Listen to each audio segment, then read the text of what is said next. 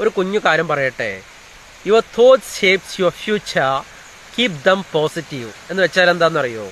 നിങ്ങളുടെ ചിന്തകൾ നിങ്ങളുടെ ഭാവി രൂപപ്പെടുത്തുന്നു. എന്താണ്? നിങ്ങളുടെ ചിന്തകൾ നിങ്ങളുടെ ഭാവി രൂപപ്പെടുത്തുന്നു.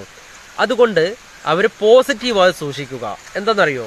നമ്മൾ എപ്പോഴും പോസിറ്റീവായിട്ട് തുടരണം കേട്ടോ. പലപ്പോഴൊക്കെ നമ്മൾ നെഗറ്റീവിലേക്ക് പോകുമ്പോൾ നമ്മുടെ ജീവിതത്തിൽ ഒരു അർത്ഥമില്ലാത്ത ഒരു ചോദ്യചിഹ്നമായി മാറുന്ന ഒരു ജീവിതത്തിലേക്കാണ് പലപ്പോഴും നമ്മൾ കടന്നു പോകാറുള്ളത്. ഒരു മരം വളർന്നുകൊണ്ടിരിക്കുന്ന സമയത്ത് ആ മരത്തിനൊരു മുരടിപ്പ് സംഭവിച്ചു, അല്ലേ? ആ മരം ഉണങ്ങാനുള്ള എന്താ പറയാ എല്ലാ സാധ്യതകളും കാണിച്ചു തരുന്നു.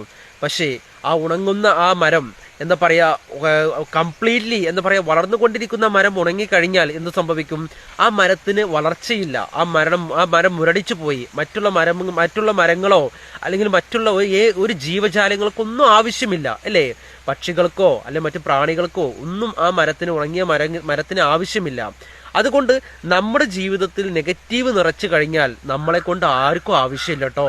അതുകൊണ്ട് ചിന്തിക്കാം, എപ്പോഴും പോസിറ്റീവ് നിറഞ്ഞൊരു ഹൃദയമായി നമ്മൾ ജീവിക്കുമ്പോൾ നമ്മുടെ ഹൃദയത്തെ എല്ലാവർക്കും ആവശ്യമാണ്.